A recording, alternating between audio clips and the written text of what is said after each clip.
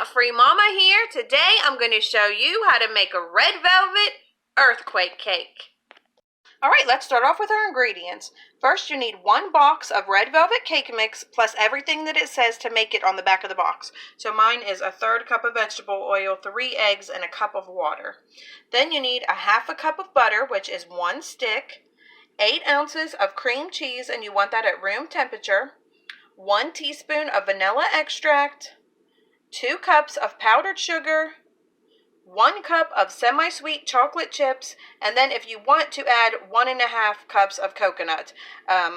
Of course, my son is also allergic to coconut, so we are going to just omit that, but of course you can use it. So let's go ahead and get started.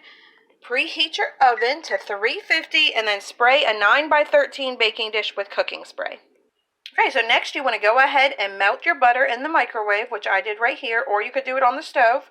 Whatever's best for you, and we're going to mix in the cream cheese, vanilla, and powdered sugar. I'm just going to mix mine in with an electric mixer because I just think that will be easier. Alright, great. Now we are going to fold in our chocolate chips, and if you're using coconut, you can go ahead and fold that in too. Okay, that looks good, so I'm going to go ahead and set that to the side and make my cake mix according to the package. Okay, that looks great, so now I am going to go ahead and pour it into my prepared pan. Okay, next we are just going to dollop our cream cheese mixture all over this, but just make sure you leave a 1-inch border around all of the edges.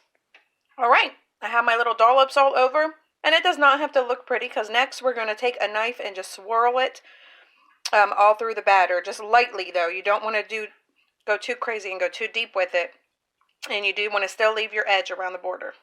Okay, it's time to go into the oven for 40 to 45 minutes. Okay, my earthquake cake just came out of the oven. I did have to bake mine for an additional 8 minutes past the 45. It just wasn't set in the middle. But it looks and smells delicious, and you can see why it's called an earthquake cake. All the little cracks and crevices all throughout. So now we are going to see what Taste Tester thinks. Alright, Taste Tester, have a little taste. Okay. Yummy. Do you like it? Alright, everyone, come back and see us again. Don't forget to like and subscribe. Don't forget to like and subscribe. Bye. Bye.